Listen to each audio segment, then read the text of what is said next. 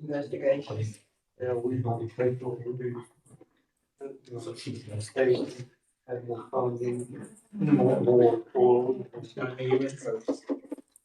see great area.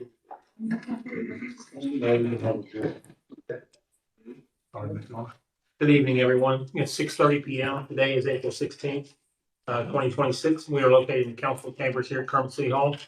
I'd like to call the meeting to order and follow that with our pledges of allegiance and invocation by Councilman Hayes, if you don't mind standing.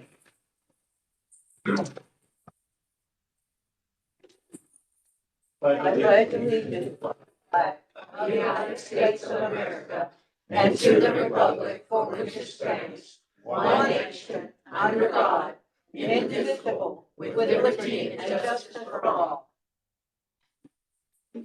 Honor the Texas flag. I pledge allegiance to the Texas, one state, under God, one and indivisible. Let's pray. Our most gracious Heavenly Father, we ask that you be with us this evening, be with this council, everybody in attendance, that decisions made will be for the betterment, for the benefit of all involved, for the citizens of Kermit, as well as for our city. We ask all of these things in your most honorable name. Amen. Thanks.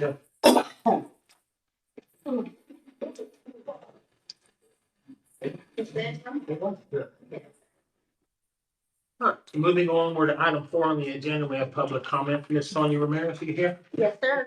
Come forward, Yes, sir. state your name and address for the record.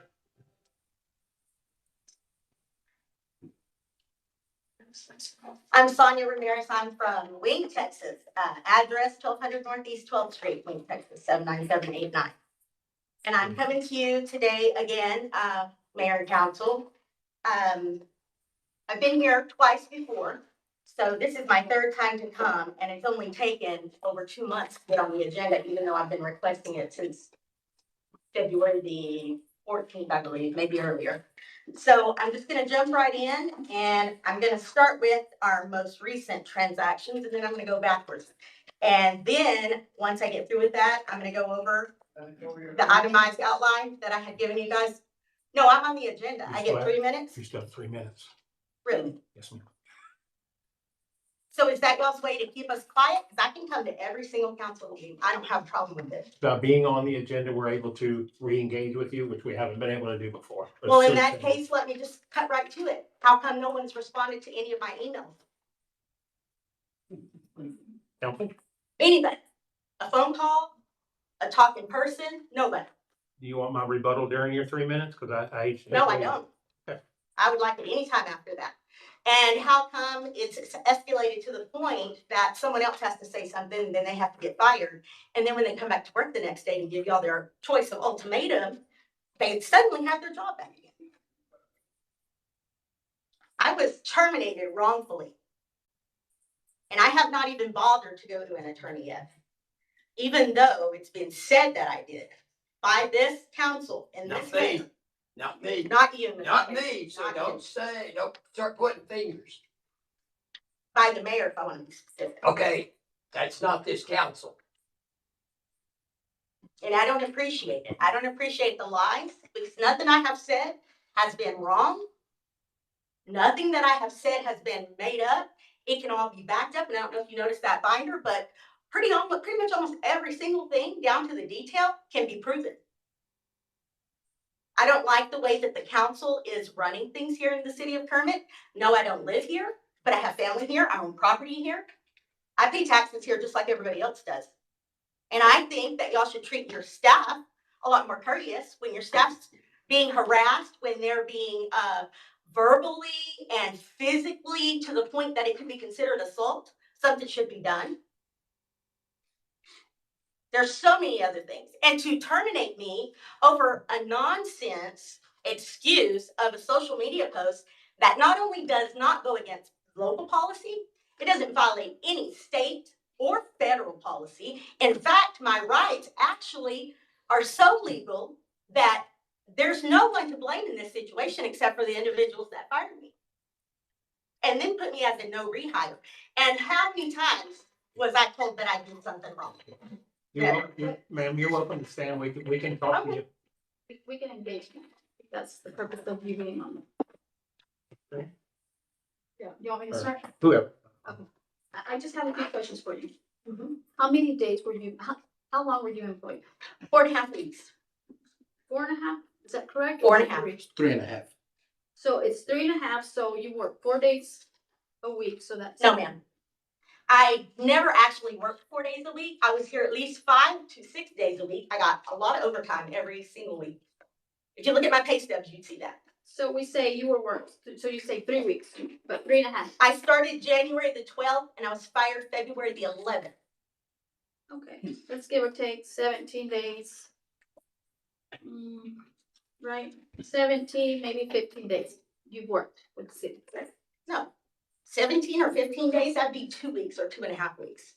Because you didn't work Saturdays and Sundays. Are you saying weeks as in 3 days? I'm talking days. Okay, here's my point. And you have the, I guess, our manual. Yes. Okay. And are you aware of the probation period? Yes. How long the probation? And are you guys aware that it's illegal to unlawfully terminate somebody, even though we are in a state like that? Does it matter? City of Kermit to, or the member to the, in the employment relationship at any time for any reason with or without cause or notice. Within the laws. Within the laws. You can't just do what you want. I just want everybody to know there's 2 stories, there's 2 sides to every story, there is documentation, and I just wanted to Right. clarify how many actual days you were here. Now, did you go out for training as well? No, they never sent me anywhere for training. You were in-house, okay. Anybody else? Anybody want to know how I did my job? Y'all want to ask Chief how I did my job or anybody else? Just another thing I have to say. I'm Okay. sorry, I'm gonna keep. So everybody hears one side of the story. There's 2 sides to every story. Mm-hmm. We do have legal counsel, and you're aware of that. Yes, because So- he's been on the emails from the beginning. Okay, so that's why there's not a whole lot of interaction, as you know. But that's also needs to clarify. 2 sides to every story. You present a story, there's 2 stories. But y'all haven't even heard my story.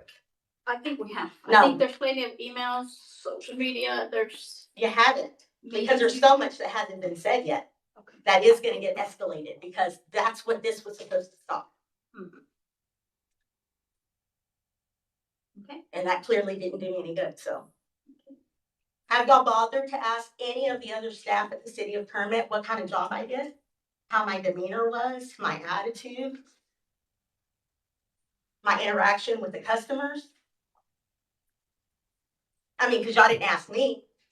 And there's nothing negative that anybody could say, nothing. How many city employees do we have? 75. And I can honestly say, like, I have spoken to some and asked about some, but have I ever asked about 75 employees? My answer to that is no.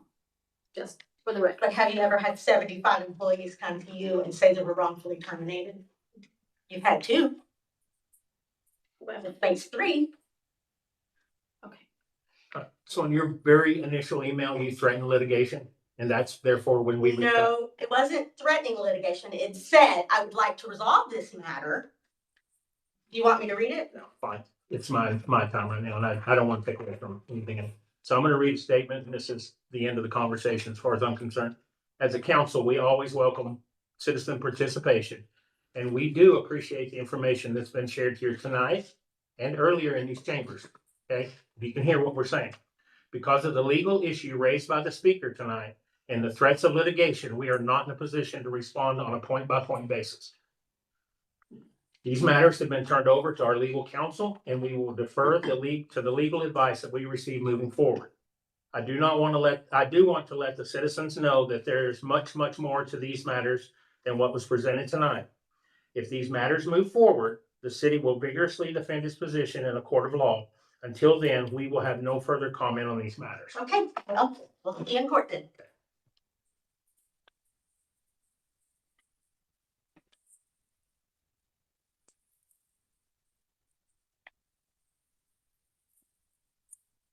Next up, Ms. Myra Olivas.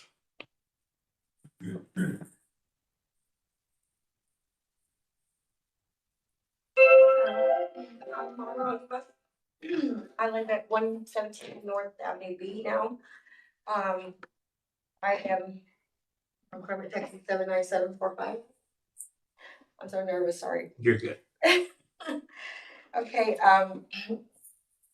Mayor, council members, citizens of Kermit, I stand before you today as a victim of government overreach. On March 5th, the code enforcement showed up at my door without warning. By March 10th and 11th, they had taken my trailer. On March 12th, they brought a roll-off dumpster and took all of my personal belongings. Everything I owned was destroyed within a matter of hours. On March 6th, On March 6th, the stress and the shock of what was happening caused me to think I was having a heart attack. I have PTSD and this violation has triggered it severely. The city had no right to remove me from my own property.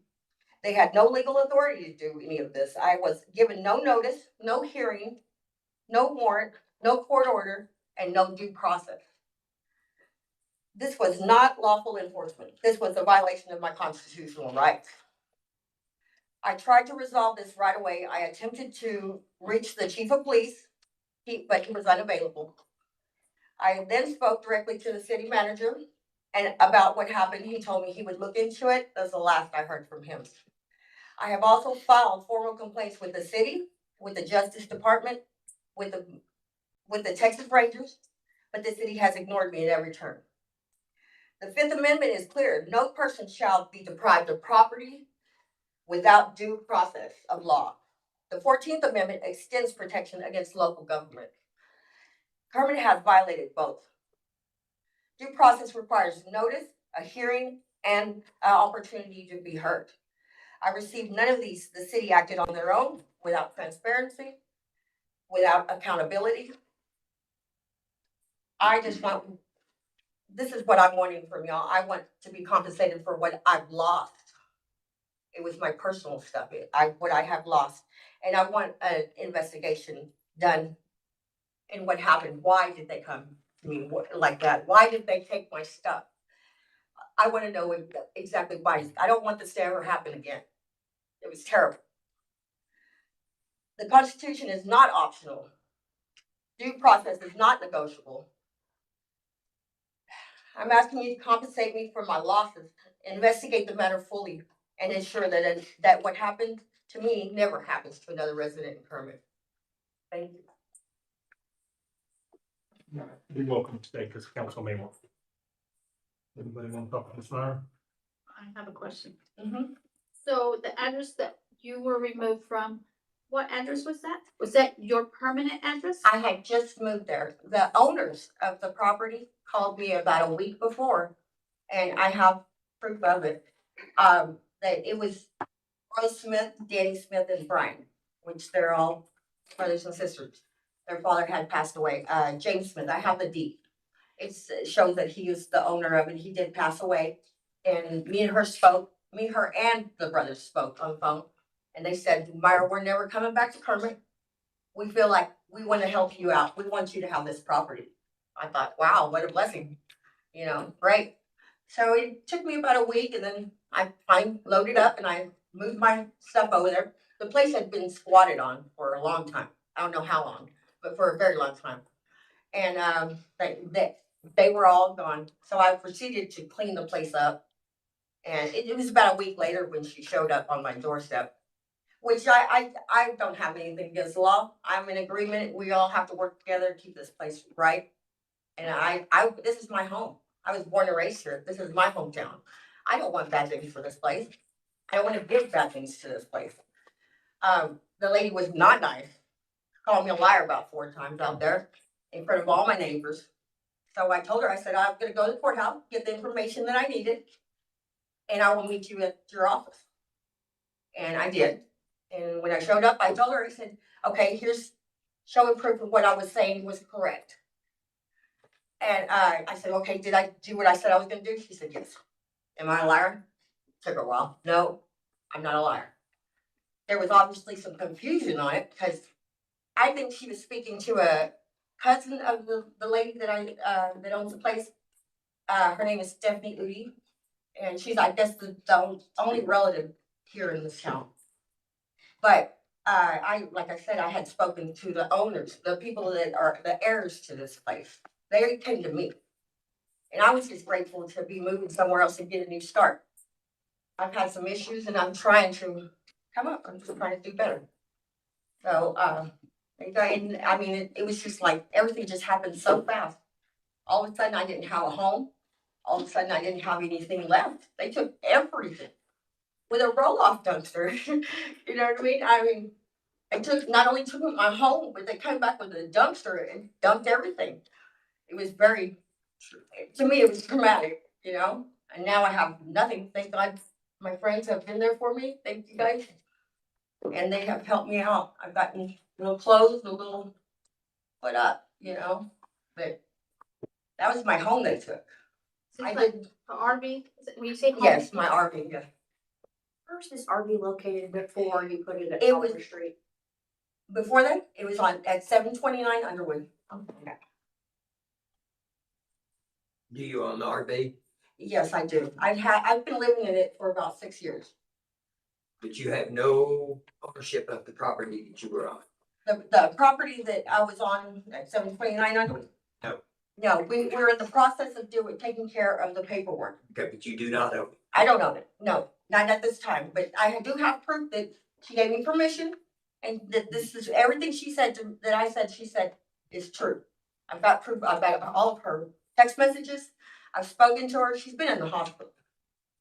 So, and I did call the brother, Danny Smith, to try and get them to kind of speed up the process. I need some paperwork showing I was rightfully there. He said, I'm in the country out here in Kentucky. We have issues getting back and forth. But they said they were working on it, you know, but, You had nothing signed? not yet, Signed, notarized? or not yet, not yet. But we were in the process of it. And you have ownership of your RV? Of course. I've been living it for 6 years. Do you have a title? I don't know. Everything was there. All of my paperwork, my social security card, my birth certificate, any kind of legal paperwork was in my stuff out there that they took and dumped in the dumpster. Was it in your home? No, my home, they hauled off. I had taken my stuff out because I knew she was coming for my trailer. She told me straight up, I'm taking your trailer. So I took my stuff out. In case I was not able to solve this problem, I went ahead and took everything out because I didn't want to lose everything. And by the time I come back, because I didn't want to be standing there when she took my house. I didn't see that being a very smart thing for me to do. So when I came back, everything was gone. You had all utilities on the lot? I had Water, just got there. electricity? I had just got there, sir. I was in the process of getting the electric turned on. I was having issues with the numbers. And they were gonna have to come out and put a new number on the electric pole and all that stuff. So I was in the process of doing everything that I needed to do, but at the same time, I was kind of waiting on them to get paperwork done and start, you know what I mean? I didn't want to put out too much work on the place and something happened. So they were gonna gift you the property? Yes. They approached you to gift you the Yes. property? Yeah. So I'm assuming this was part of an estate? And It did you belonged to talk- John Smith. Did you talk to the executor of That would be the heirs, right? whoever the will, the executor of the will? I'm not sure about that stuff. All I know is that the three brothers and sisters, the only ones left of the family, came to me and told me that they were wanting to give me them. And I just assumed that they were not lying about it. I mean, who does that? But and I knew that they had owned it because we had spoken about this stuff before, the property itself. Because he called me to ask me to help clear off the place. Because there was a lot of squatter stuff. And didn't, before I ever could do anything, they had already taken care of that. And once all this took place, did you file a grievance with I the sure studio? did. Do you remember what day it was? I have it. March 26th is when I filed the grievance. Mike, do we have code here to get some information from this incident? Or No, can anybody no, fill us in with any? We did meet with code, but they're not present. Is the investigation still ongoing? There is no investigation. Okay. I was told that I could go and file for an investigation on the city, but that makes no sense. How am I gonna go in and file an investigation for y'all to investigate yourself? That makes no sense to me at all. The lady stood out there and said, look, I said, ma'am, I'm gonna go talk to the chief of police. She says, oh, that's my brother. And I'm still coming to get your trailer, just like that. That's what she said. I'm trying to keep my calm because that was just, I don't like, I still came to speak with him. He was not available. And that's when I happened to run into this gentleman outside, the city manager, and I spoke with him. And that was the last I heard from him. I mean, I tried to go through the process. Still trying to do that. And what was the dates that this started again, March what? March 5th is when it started. That's when she showed up. And the actual date that everything was removed from the. By the time it was all removed, they came and got my trailer around I'm gonna say 10th or 11th. Somewhere in there is when they picked up my trailer and they hauled it off. And then about the 12th is when they come up with the roll off dumpster. I had a bad episode afterwards. I started saying then if that happened between there and into the 26th, that was almost 2 weeks. Yes. Something y'all should keep in mind is she is a Ma'am. PTSD victim. Ma'am. It's 2 weeks. I did have an episode and it did take me a little bit to gather my thoughts on this and figure out what I needed to do.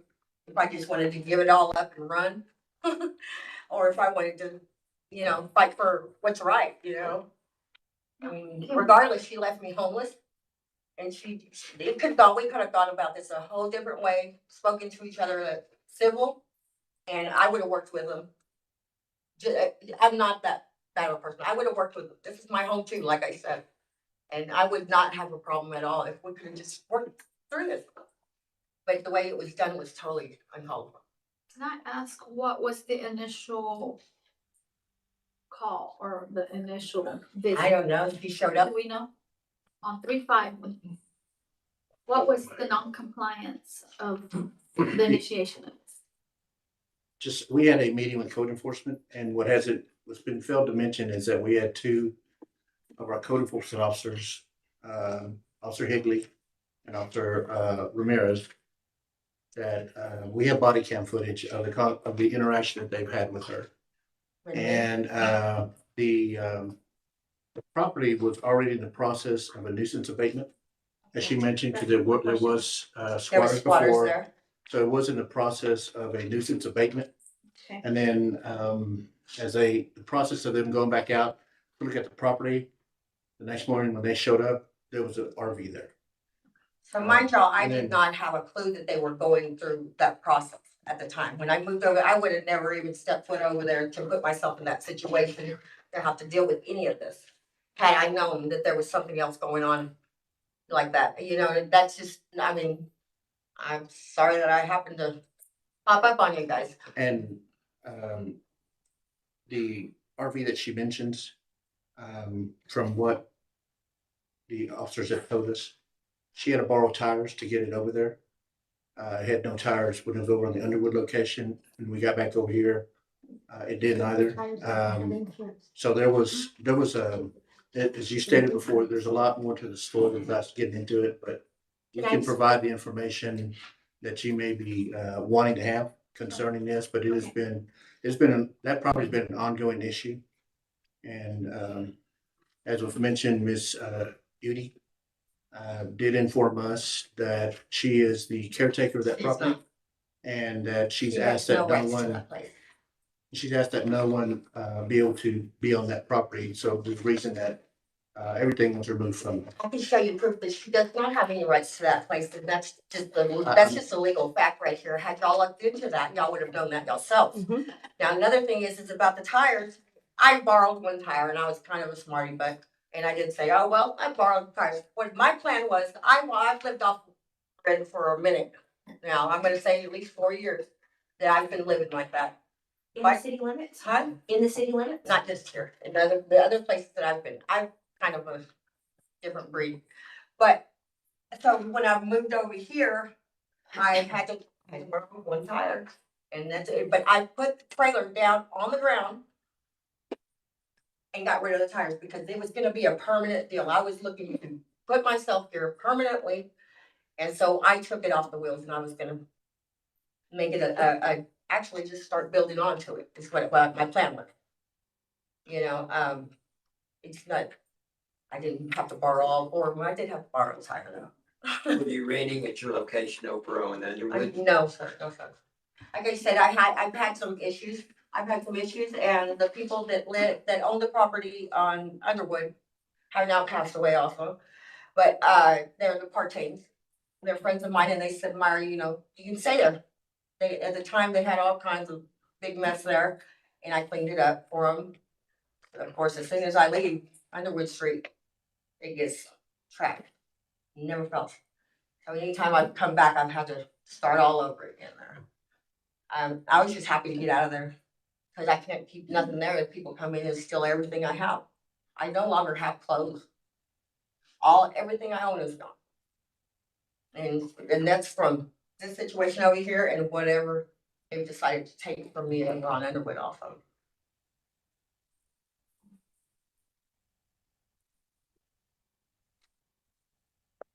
I don't have anything.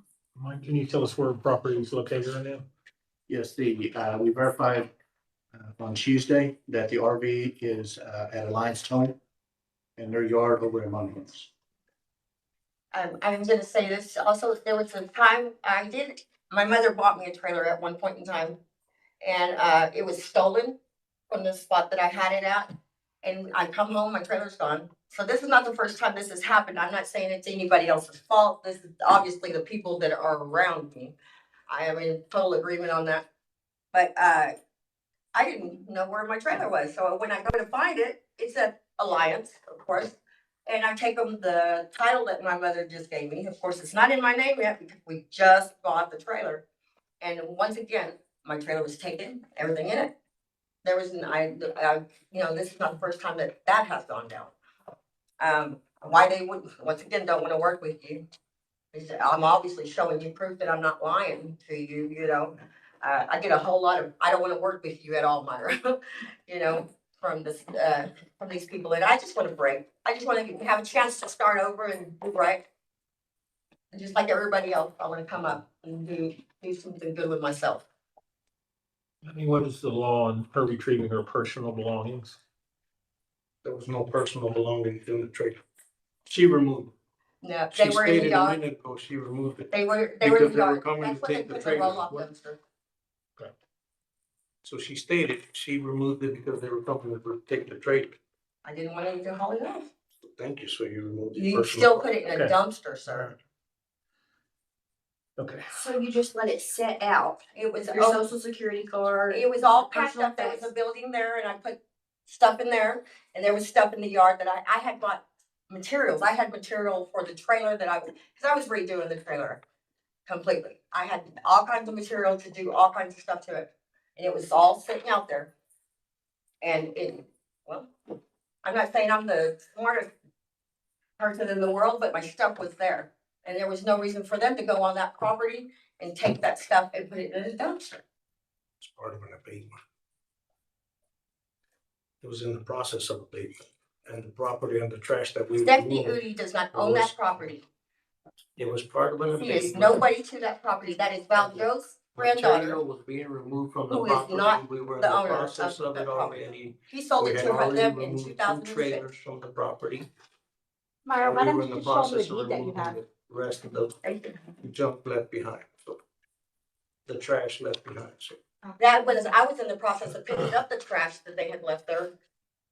That's for sure. Cause I mean, y'all did half the work, I promise. I did a bunch of work. I'm not saying y'all didn't do nothing, but I did do a lot of work So Mike, currently there's not a grievance that's open. right here. I've not been in receipt of any agreements whatsoever. I don't know if police department has either. I have the deed and I have the taxes where Rose was paying the taxes for years, for 6 years she's been paying it. I have all the text messages from her showing that we were speaking about the property that matter of fact, she said she spoke to Terry on the phone for 2 hours. She says it on here. For 2 hours explaining to her that she wanted to give me that property. They were never coming back. And so she knew, she still laughed in my face and said, I'm still taking your trailer. But I've got proof of. Let them see the deed and the tax So, papers, Ms. Myra, and Myra, your grievance that you Ma'am, filed. please. Ms. Myra, did I misunderstand? You said you filed agreements on 326. Have you filed it? Yes, I. You have it with Yes, you? I have. Can I see it or Yes. provide it to council, please?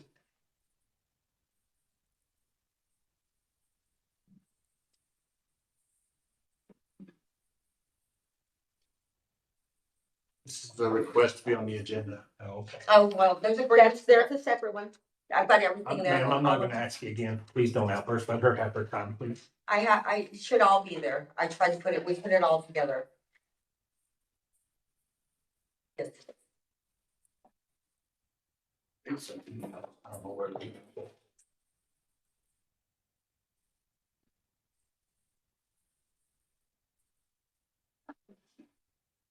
You said an abatement had been filed on the property. Correct. After, yeah. When I first went and got the tax papers, it wasn't on there. And then the second time I went to go get the tax papers, there was a lien on it. So now they want me to pay them to take my stuff. So going back to, you said it's happened before, did it happen here? And was Yeah, it it the happened same here in Kermit. situation, it was under abatement? No, What was nothing the like that. I'm story just- on that? Here's what, this is why I said that, because Alliance is the people that they use normally. I had a trailer, it was parked over here, I don't remember what road that was, I think it's Spruce. It was just it was parked at a friend's, space out there, they have. Different trailer or It's this? a different trailer, yeah, and I'm just explaining that I had the same issue with Alliance before, so I'm not really gung ho to go over there and speak with them, because I haven't had much luck with them either. Ms. Yeah. Myra, there was agreements here that's Yeah. dated. It was received on 326. On 20. So, yep. So I'm gonna ask you tonight if you can let us have time for this to be processed, because it obviously was received. And then we'll have you back again, okay? So that way we can look at everything. Pretty much all your statements and everything in here. Just about everything, Do you want to look through it and see if there's anything missing so that we can get copies and get it processed correctly, since there is a letter or an email, whatever, that you sent on the 26th. yes, that way I think that I might be able, I think this one's probably got more of it.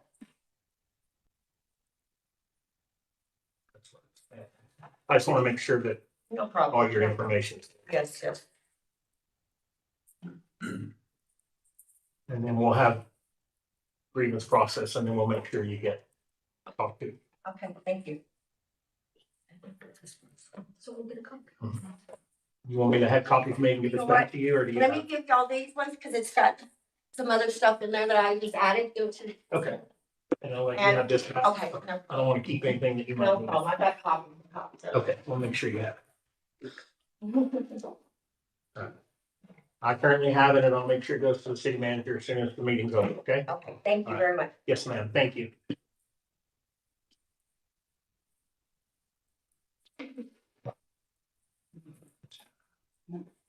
Moving on to item 5 on the agenda, we're going to receive a presentation from our city staff regarding strategic goals that have been established in conjunction with City of Kermit strategic planning. Mayor, I'm sorry, we did have somebody want. Oh, I'm so sorry. I looked at the name. Anybody else from the public that would like to speak? Yes, ma'am. Please state your name and address, please. Yvonne Ramos, 701 Newton Street. Good evening, Mayor, City Council, City Manager, Chief. I'm here this evening to first say thank you for the work each of you is doing. I know that every one of you at one point or another has been criticized on Facebook and other forms of social media. I've seen the ridicule and the blame placed on you for many of the things that have gone wrong in the city of Kermit. When I moved back here to Kermit 5 years ago, the city looked nothing like the one I remember from the 1980s. It was shocking to see the neglect, how neglected things had become. Today I see that changes are being made and I truly appreciate those efforts. However, we're still far from the city that we once were. I'm not here to place blame. I don't believe in casting stones, as many seem quick to do. As scripture reminds us, let he who was without sin cast the first stone. Instead, I tried to stay informed by attending council meetings whenever I can, whether I agree or disagree with certain decisions. I believe it's important to understand what's happening in our community. I know that there are concerns from residents about ordinances that have been in place but are now being more strictly enforced. While some are frustrated, I understand that these efforts are part of restoring our city to what it once was.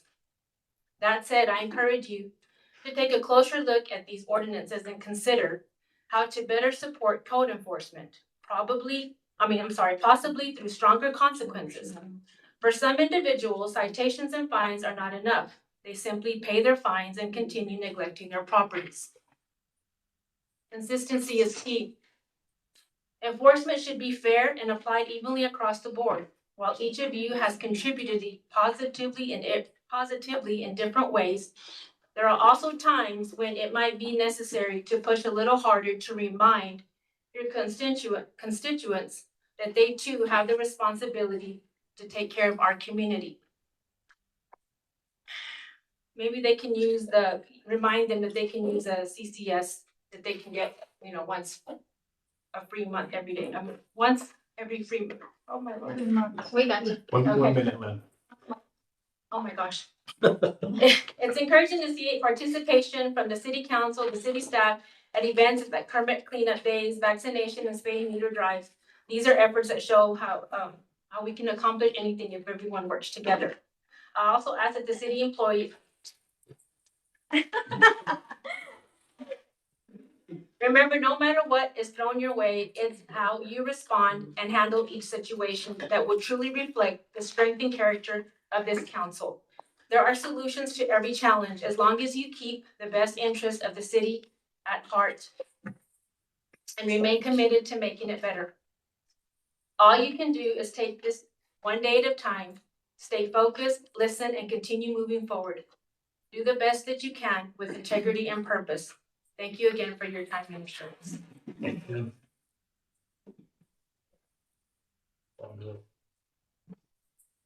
Anyone else? Before I skip over anything? Okay, no further public comment? Oh, actually, Mayor, I do have one thing. I actually just wanted to, again, my name is Sonia Ramirez. I wanted to ask about maybe we can go back and revisit the regulations that you guys have put forth on the headstones for the cemetery. I don't know if you're aware, but evidently it's a 30-inch is the limit, and typically some of these headstones are 36 inches. And evidently we have previously let other people put 36 inches out there, and the ordinance is 30 inches.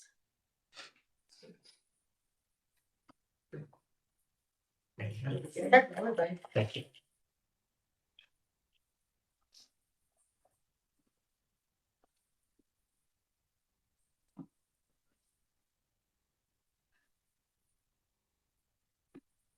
So item 5 that I jumped to too quickly is the presentation from city staff. Are y'all prepared?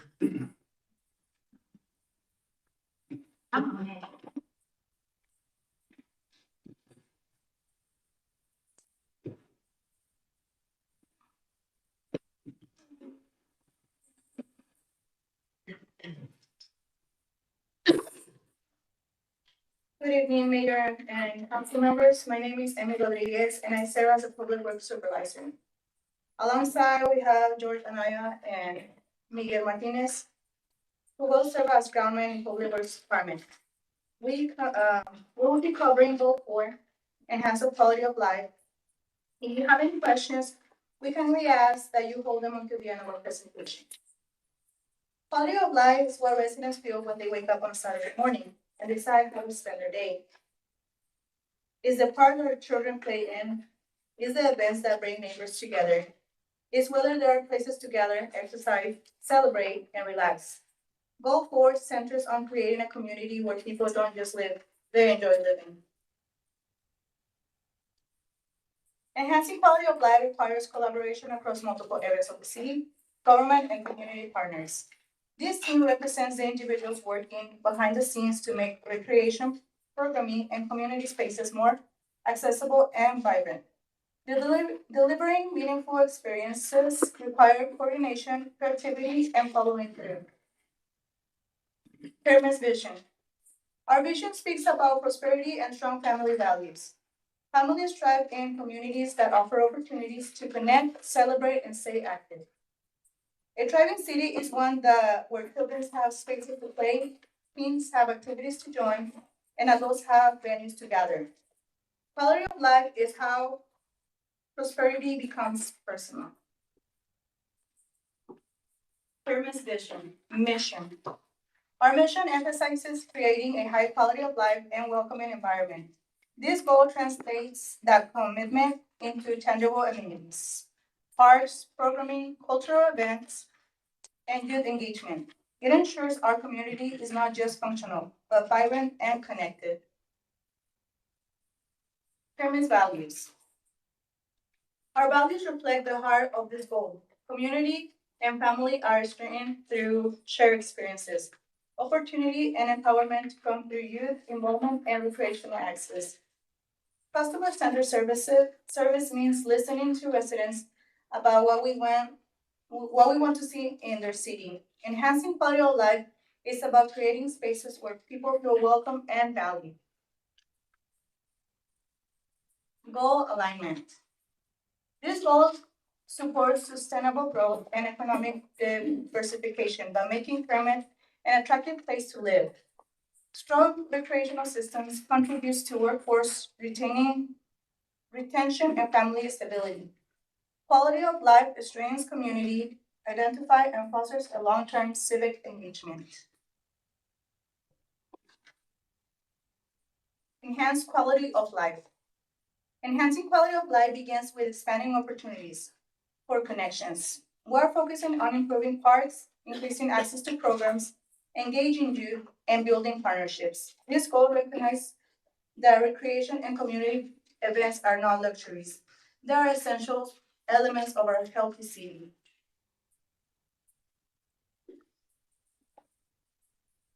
To understand our impact, we will track the number of new improved recreational facilities, youth participation in city lead activities, and advisory groups. Funding secured through grants or hotel occupancy tax allocations. Residents' feedback on overall quality of life, the number of partnerships supporting recreation and cultural programming measures ensures monument continues. This concludes my portion of Goal 4.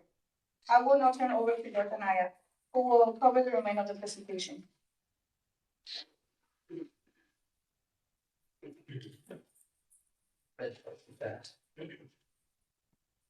Thank you, Amy. Good evening, everyone.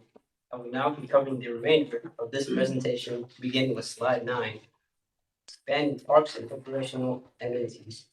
Our parks are gathering places for families and pets. We are investing in particular upgrades such as seating, lighting, restrooms, playgrounds, and shade. Enhancing accessibility through walking paths and safe environments encourages broader participation. These improvements make parks welcoming to residents of all ages. How we measure performance. What we're focusing on here is expanding and improving our parks in ways that people will actually notice and use. We have new benches, tables, covers, and lighting being delivered and installed. Best Park is moving forward, and we are working on restroom upgrades, playground improvements, and additional water fountains. We are also thinking about comfort and usability. More shade, more trees, and safe walking areas. People feel comfortable in the park, they stay longer. And when they stay longer, parks become true gathering places.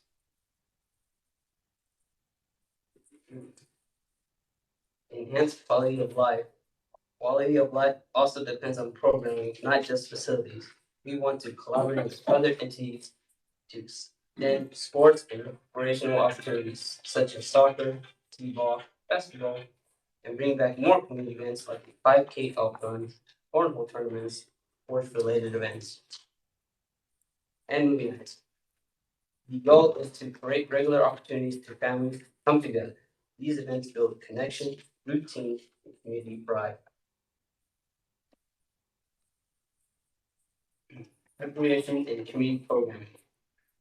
Public spaces only come alive when they're active. Expanding leagues and hosting consistent events help ensure our parks are used year-round. We want families to know there's always something happening, whether it's youth sports, seasonal events, or family competitions. Predictability builds participation. Participation builds community. Enhance quality of life. Youth engagement is a major priority. Our summer recreation programs, such as track, golf, swimming, and tennis, give young people structured activities during the summer months. Providing breakfast and lunch up to age 18 removes barriers for families and keeps education accessible.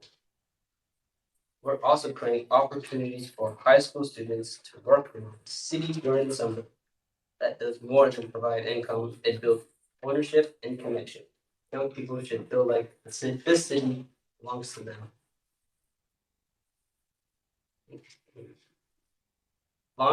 Long-term parks funding strategy. Improving quality of life requires long-term planning. We are leveraging hotel occupancy tax dollars where appropriate and advancing our master park plans to guide upgrades over time. The ideas listed are merry-go-rounds, safer playground surfaces, swings, monkey bars, and pavilions are practical improvements that families need every day. This is about steady progress, not one-time upgrades. We want these investments to last.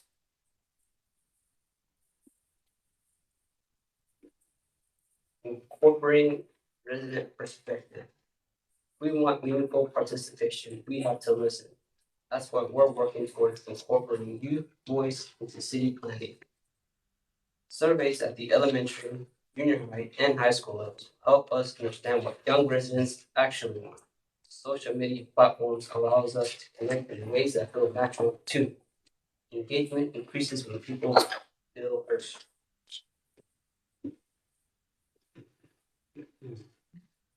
Grants and external partnerships. To expand what we can accomplish locally, we are actively pursuing grants and partnerships.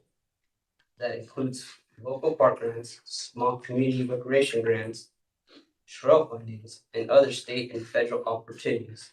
These resources allows us to improve lighting, signage, and park safety while also enhancing community. Strategic grant funding stretches local dollars and accelerate improvements. Park improvements. 2 targeted improvements, installation of new benches and replacement of existing fences. These are small scale investments with high visible impact on users. Experience, safety, and overall perception of space. The goal is to enhance usability while reinforcing a sense of care and quality in public infrastructure. Asphalt and ADA improvements. We are working toward installing an asphalt pad at the park entrance to formalize parking. This will include designated ADA accessible parking spaces compliant with standards. The asphalt surface will improve accessibility, durability, and usability in all weather conditions. Objective is to ensure mobility access while upgrading the first impression of the park. At the end of the day, enhancing quality of life is about making it a place where people enjoy spending their time. It's about parks that are used, programs that are attended, youth feel connected, and families who gather regularly.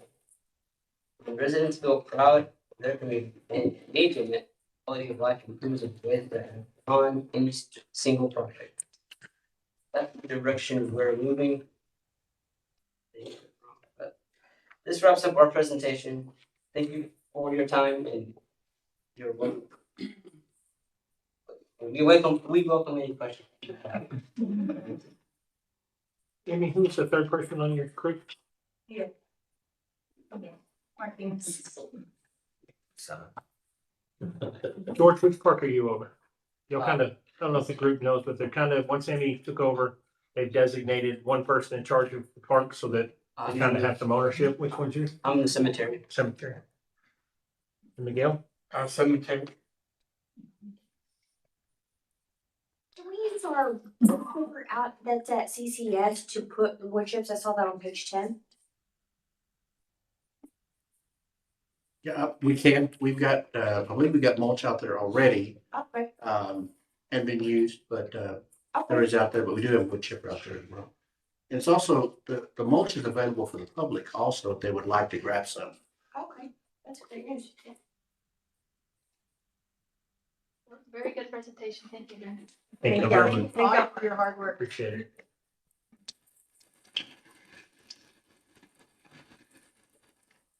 Can I say something real quick? You guys did a great job with this park on Campbell over here.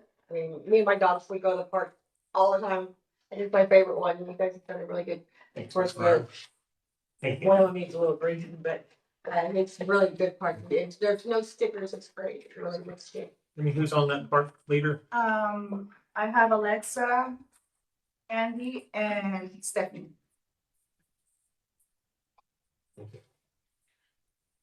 Thank you, Ms. Meyer. Okay, team 5?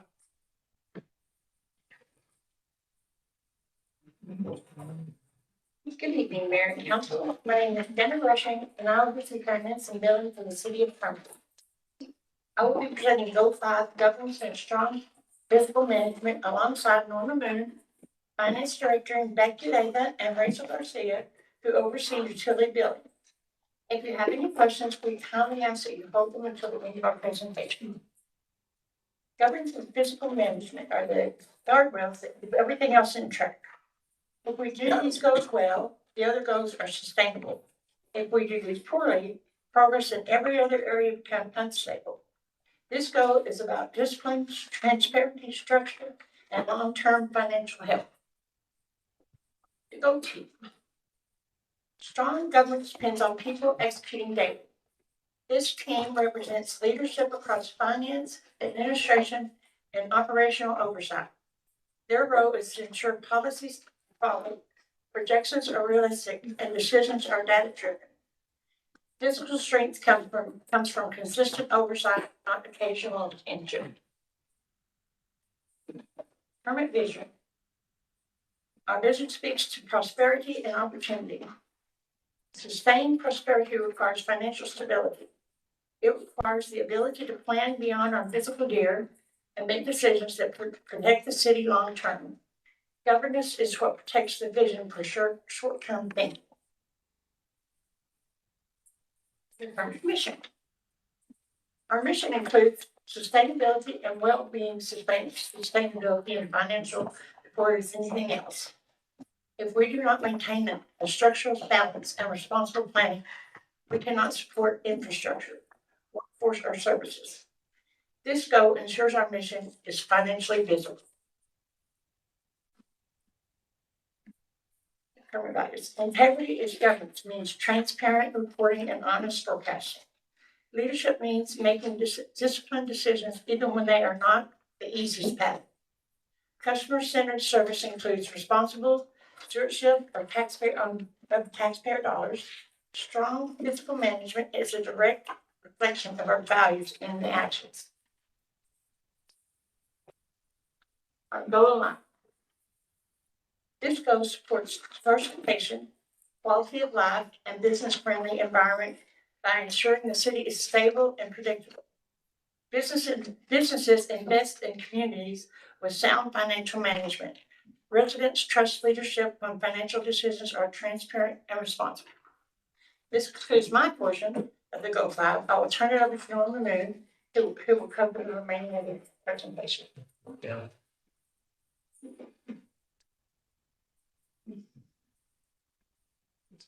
Thank you, Dan. Good evening, Mayor and Council. I'll be now covering slide 7, governance and fiscal accountability framework, and the remainder of Goal 5. We have completed a comprehensive 5-year budget forecast. That forecast is not sitting on a shelf. It's being continuously refined and updated as conditions change. At the same time, our 5-year capital improvement plan is being actively modified to ensure infrastructure projects align with financial capacity. This framework allows us to look ahead, anticipate pressures, and make informed decisions rather than reacting to surprises. We are measuring governance performance in concrete ways. That includes the public release of strategic plan progress reports, tracking engagement events, aligning the annual budget with a 5-year forecast, measuring customer service satisfaction, and modernizing ordinances as well as implementing communication tools. Governance improves when it's measured and when progress is visible. Strategic financial management priorities. This is about discipline.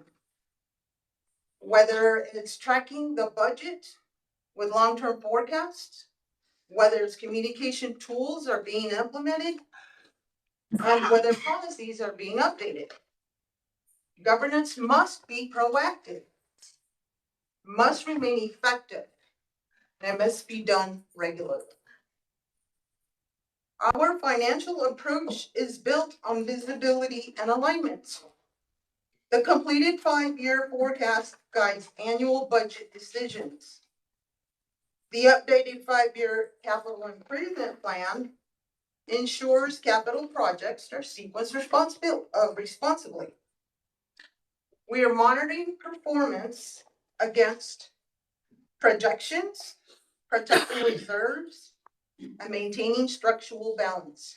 This is ongoing management, not one-time planning. Forecasting delivers value only when operational execution is tightly aligned. We are deliberately calibrating staffing levels, strengthening internal controls, and refining reporting processes to ensure full alignment with the long-term financial plan. Sustain discipline in spending, clear accountability structures, and routine updates to projections are essential to preserving financial stability. Maintaining financial strength is not a one-time effort. It requires continuous, focused attention and course corrections as conditions evolve. Looking ahead, we're advancing several initiatives that strengthen fiscal management. The new water meter system, it improves billing accuracy as well as revenue integrity, providing a clear breakdown of how tax dollars, and use increases transparency. It also builds public trust. Maintaining a strong bond rating protects borrowing costs and preserves long-term capacity. These initiatives reinforce financial credibility. Our goal is to ensure strong governance and responsible fiscal management by maintaining transparency, accountability, and disciplined financial planning that supports the long-term credibility for the city of Kermit. This concludes our presentation. I appreciate your time and attention, and I'm happy to answer, or we're happy to answer any questions. Anybody?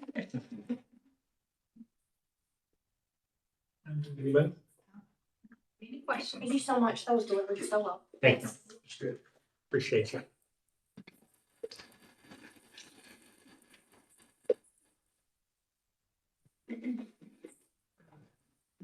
Number 6 in the house.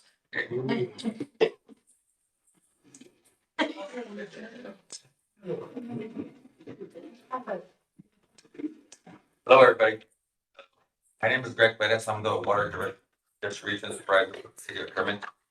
Alongside Alfredo Vasquez, the Assistant Director of Public Works, we're working on Goal 6 to improve Kermit's infrastructure. We close our strategic goals with infrastructure because everything depends on it. Roads, water, utilities, and facilities. These are all the systems that support public safety, economic growth, quality of life, and governance. Infrastructure is not always visible when it works well, but when it fails, everyone feels it. This goal is about strengthening the physical foundation of Kermit so the city is prepared not just for today, but for long-term sustainability. Infrastructure delivery requires coordination across departments, public works, utilities, administration, and engineering support. This team is responsible for execution, not just planning, but delivery. Every mile resurfaced, every meter replaced, every leak repaired is a result of operational discipline and sustained effort. Infrastructure improvement is steady work. It's not just flashy, but it's essential. Our vision speaks to prosperity and sustainability. Sustainable growth requires reliable infrastructure. Businesses invest where utilities are dependable. Families settle where roads are maintained and systems are stable. Infrastructure is what allows growth to occur without strain. Our mission includes improving infrastructure and ensuring well-being. Well-being includes safe roads, reliable water supply, effective drainage, and responsive utility systems. This goal ensures that our infrastructure capacity matches our community's needs. Integrity and infrastructure means maintaining systems before they fail. Leadership means planning beyond the current fiscal year. Sustainability means investing in assets that will serve residents for decades. Customer-centered service means minimizing service disruptions and improving system reliability. Infrastructure reflects how seriously we take stewardship of public assets. Infrastructure improvement directly supports economic diversification and long-term growth. Reliable systems create confidence for residents, businesses, and investors. When infrastructure is strong, the city operates efficiently and predictably. We're not simply performing maintenance, we are measuring progress. We are tracking roadway improvements, water and sewer capacity increases, and dollars secured from outside funding sources.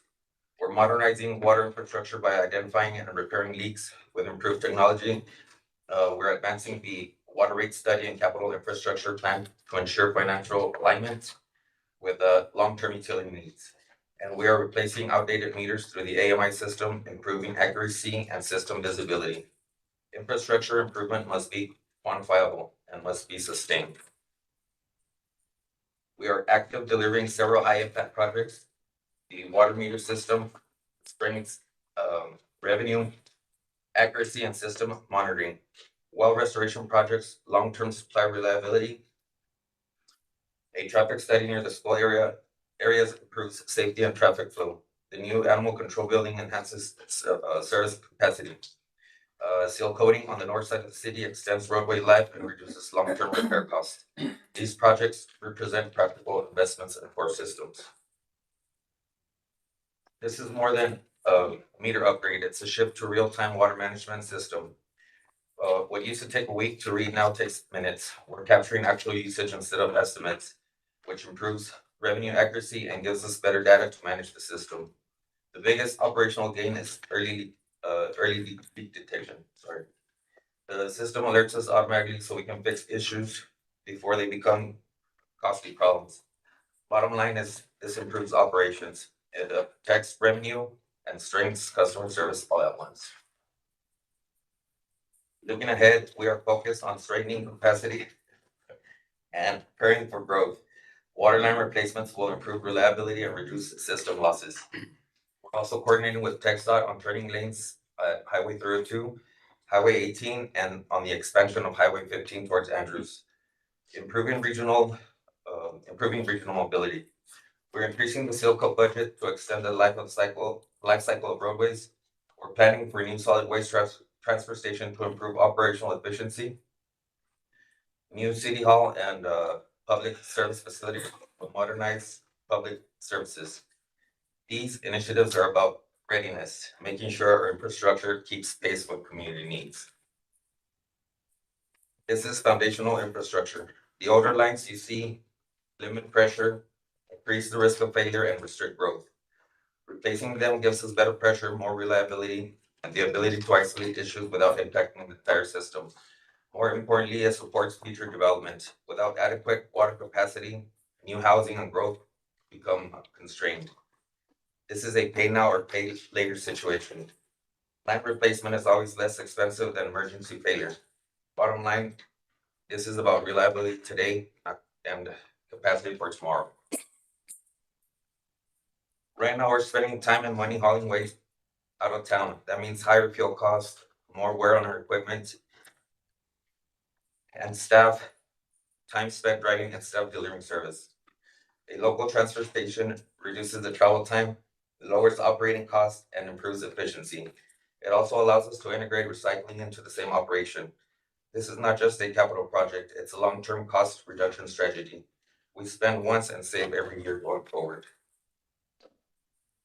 Infrastructure is the backbone of this strategic plan. Strong governance depends on it. Economic growth depends on it.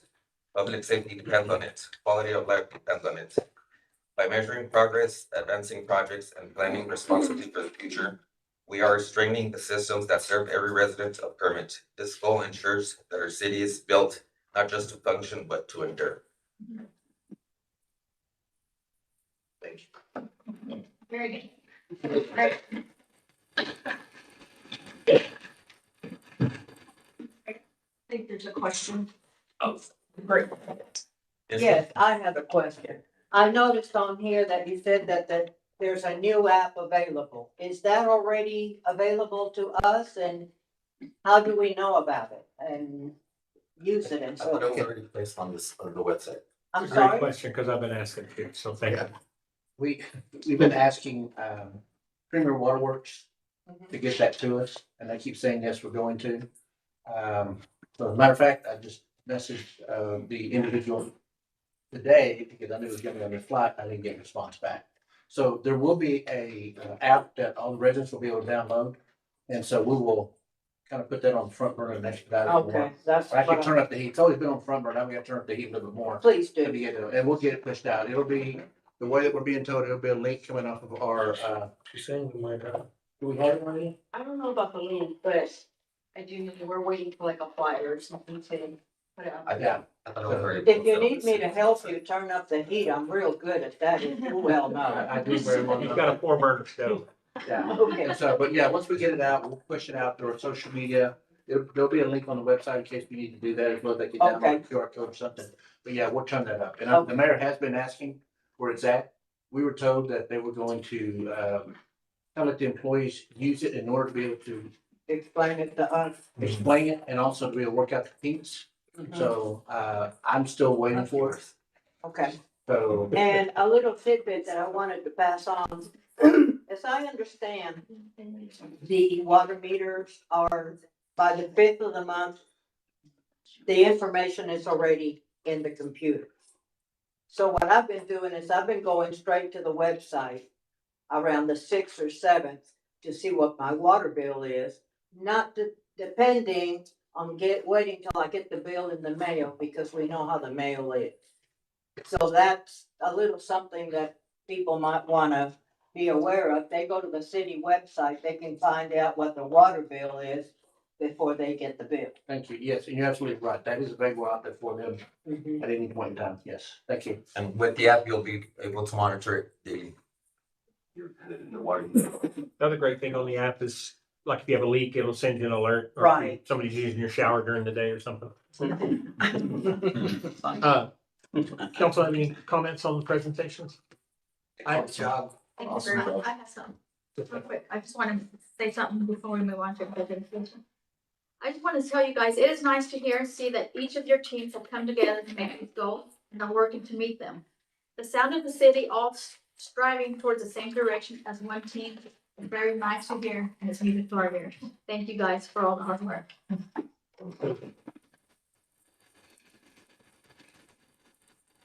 You stole some of my thunder, but that's what I was gonna do too.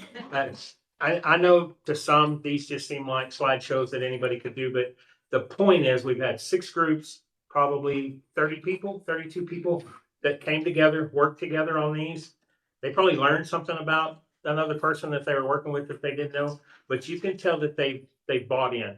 Miss Myra pointed out about the park. You can see that the city staff is following what we asked a year ago and coming on. And Greg, everybody that spoke, I know it's not easy to get up and speak, and I think y'all did a great job.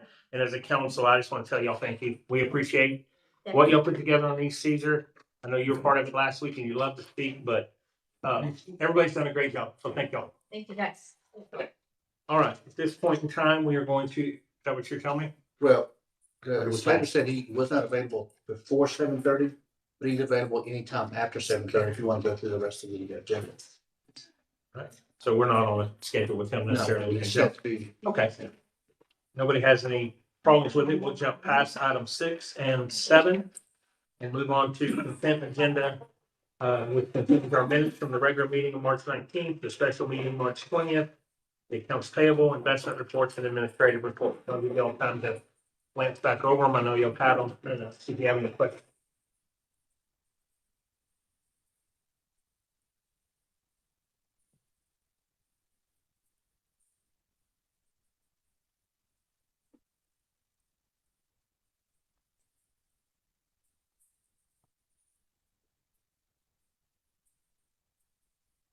One, come in paving, where's it at? 94? That was the water leak that we had at Austin and 18. We had that. That was the bid that we accepted. Yes, yes.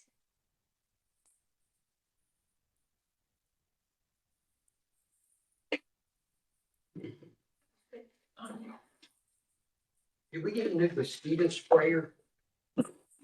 We did get a new mosquito sprayer that we'll be out using, and just so that everybody knows, beginning probably in May. So I'm assuming, depending on what kind of rain we get. But Emmy, who spoke earlier, is now licensed to be able to do that. So we'll have somebody in town. So we'll now be able to start going around and when the need arises, when we get a lot of rain, which is like one time a year, then we'll be able to spray for mosquitoes. This meeting like that, like the next pickup. Yes, Not the yes, it open will be. ones, not the MD, email. Right, and the I rode my bicycle behind that. Yeah. Smells good. Rodney, I think we all did. Yeah. So, That's when we played in the alleys. that's right, I've been waiting to hear that. Truck coming on that, good as the ice cream man. That's funny. Yeah, I see that unfortunately we are not exempt from paying fuel prices like everyone else. That's correct. Good point. Yeah. Correct.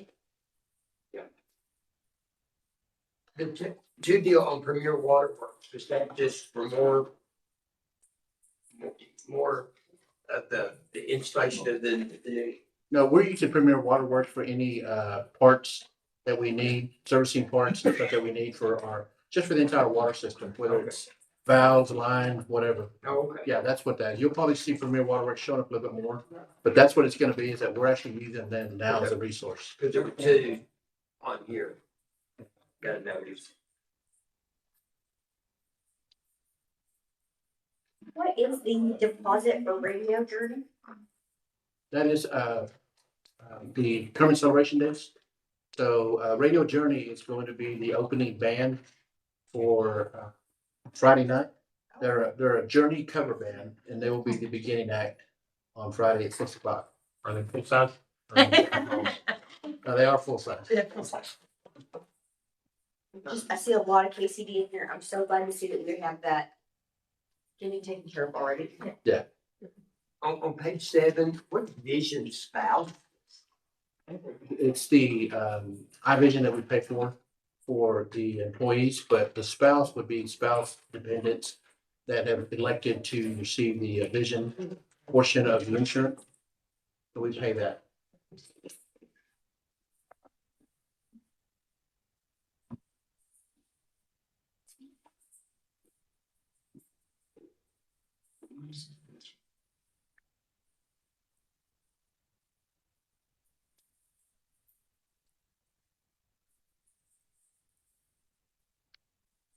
Any further questions?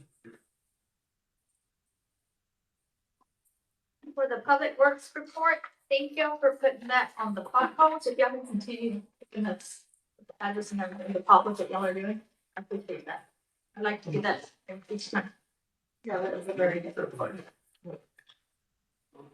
And thank you for all the potholes y'all have fixed. Yes. Any more?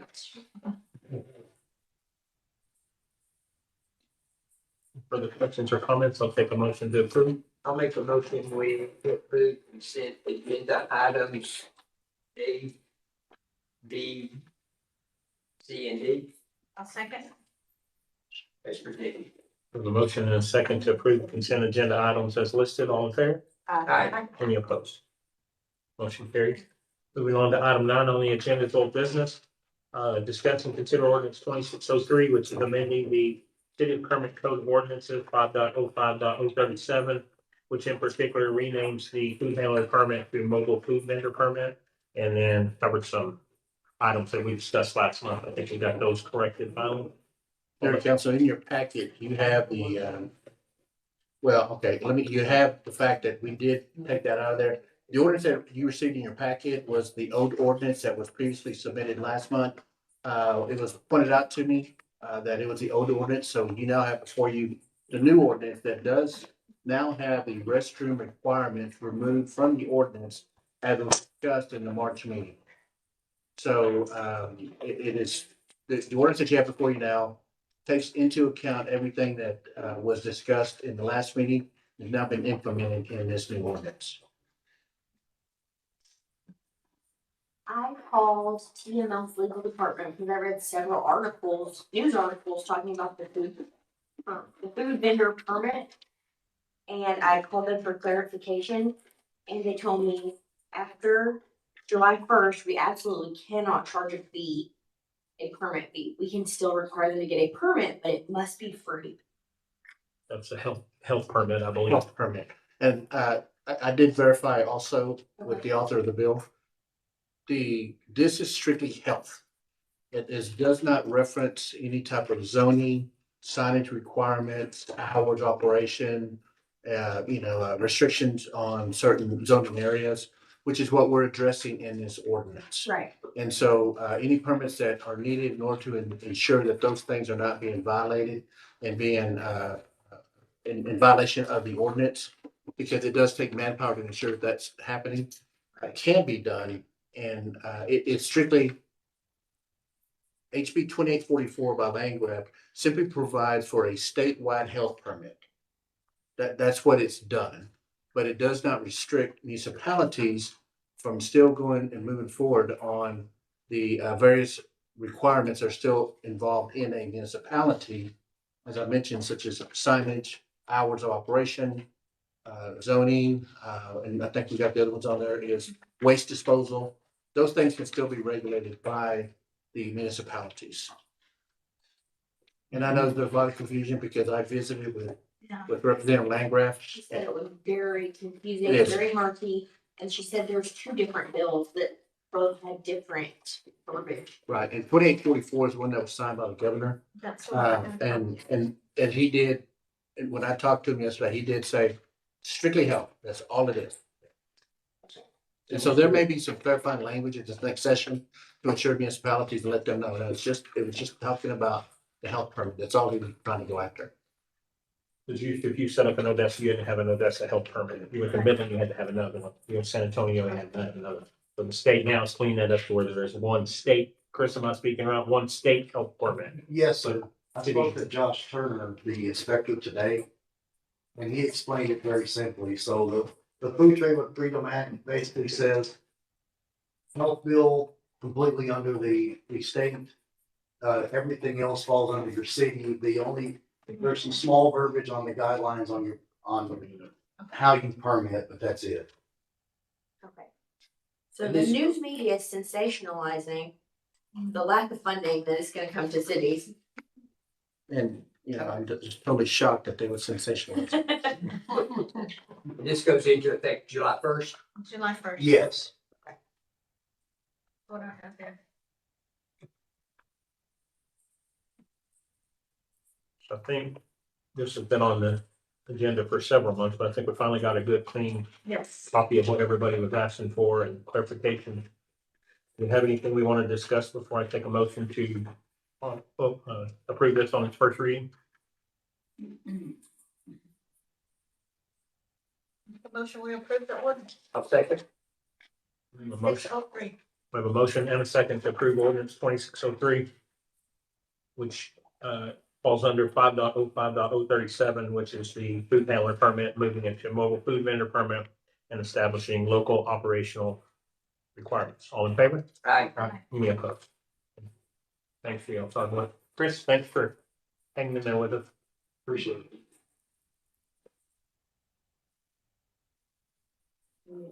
Next on old business is discuss and consider on second reading ordinance 2604, which establishes annual compensation for mayor and city council members and also authorizes eligibility for participation in the city's health insurance program.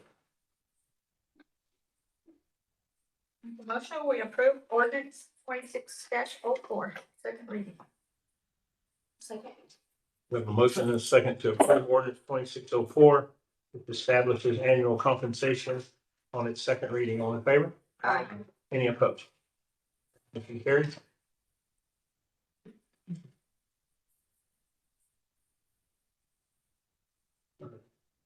Item 10 is new business. Discuss and consider ordinance 2605, which is approving the recommendation by the Planning and Zoning Commission to rezone 7 through 10, Kermit Original 4 through 6, blah, blah, blah, blah. And we have that in our packet as well. I'll make a motion to accept ordinance 2605 as presented. I'll second. The motion and a second to approve 2605 on its first reading. All in favor? Aye. Any opposed? Item B is to discuss and consider resolution 2610, which is regarding the creation of a revive program to assist local businesses. Mike, you want to kind of fill everybody in on that? Mayor Council, this was a item that I put before you. It went before the Economic Development and the Municipal Development District on Monday night. There was some one particular change that was made, which is not that major. But what this is, and let me kind of explain it first. As I've said before, economic development is what I call a three-legged stool. It's business recruitment, business retention, and workforce development. This program that I'm looking at is for business retention, and it will provide monies to businesses in Kermit that would allow them to be able to improve their current building and their structure. It would allow them to be able to, as an example, put a new roof on, to improve the facade, to be able to maybe improve the parking lot, put some plants and shrubbery out front, maybe do some carpet or tile on the inside. So it allows for those type of things to occur. Some things that it will not do is it will not let them do a new building structure. It will not let them pay for taxes. If they're behind on any bills, they're not allowed to do that. So there are some restrictions on what this would do. What I asked for the EDC, the MDD board was to set aside $250,000 to be able to do that and allow for up to $25,000 per application. There are some certain caveats in there. The business has to be locally owned. The business cannot have any more than 20 full-time employees. So there are certain structures in there that allows them to be able to go for that and be able to get that money. It'll be allowed within the city limits of Kermit and also within the ETJ. Because of the Municipal Development District, which pays sales tax into the Economic Development Fund, we extended it out to the ETJ to be able to allow for that payment to take place. So that's what we have before you. The slight change that was made was that this isn't, well, let me go back up a little bit here. This is the reimbursement grant only. And so what happens is they can submit the application. If it's approved, then they simply have to go out and they have to get 2 bids. They have to show before and after pictures, and then they have to actually do the work. Once it's done, then we'll be able to go out and be able to take a look at it and see it's yes. And then at that point in time, we'll be able to write them a check for up to $25,000. Initially, this was a one-time grant. So the business applied one time and that was it. But the EDC and MDD did make a slight modification that makes this on an annual basis. And so the business can apply for it in one shot, and then they can come back next year and apply again for some more if they keep wanting to improve the building. It is strictly that. It is a revitalization. That's what it is. The way that we currently are structured on the EDC and the MDD is that I'm the EDC MDD director. But that's a part of what June and Hayes will also be doing. They'll be going out, talking to these businesses, telling them about it, giving them applications and say, go ahead and apply and put this and see if you can get some money. So that's what this program is for. I can tell you, this is not a new program by any stretch of the imagination. I've told you before, I'm all about stealing things. A lot of cities have something similar to this structure that they have implemented in their city so that they can begin to start ensuring that the businesses that have placed themselves here that are providing the job, doing everything they can, that they can get some help when they're trying to improve their facility. If a tenant is leasing a building, they simply have to get a permission and authorization from the property owner. Bring that with their application where the property owner says, yes, I am allowing them to apply and improve the facility, then they can do that as well. This will be going out when? Once it's approved after the second reading and then the two postings, we'll probably start immediately. At this point in time, we're looking at it probably beginning like first part of June. This is not a matching grant. It's no, it's not a matching grant. It is a I mean, if they go out and their bid is $23,000. Yeah. And that's what they ask for, then they'll be able to go out and get the grant will pay for that project essentially. It's not a matching. Mayor, I think you do have a question. Right. Oh, bring it. Yes, sir. I just have a quick question, but I think he answered it. Where did the money come from? Yeah, economic development funds, yes, sir.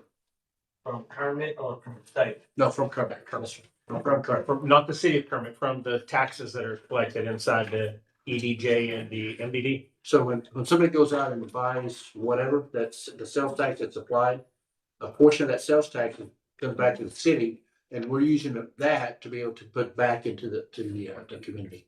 Gotcha. Move to approve resolution 2016. We have a motion and a second. We approve resolution 2610 on its first reading. You give it to Rodney. Kelsey first. Yeah, first. We have a motion and a second to approve resolution 2610 on its first reading with the creation of the Revive program. All in favor? Aye. Any opposed? Motion carries. All right, and the last thing we have is executive session. So we'll move to that. It's 7:57 PM and I don't know how long that'll be. You're quite welcome to stay. And we'll be back. Thank you all very much for coming.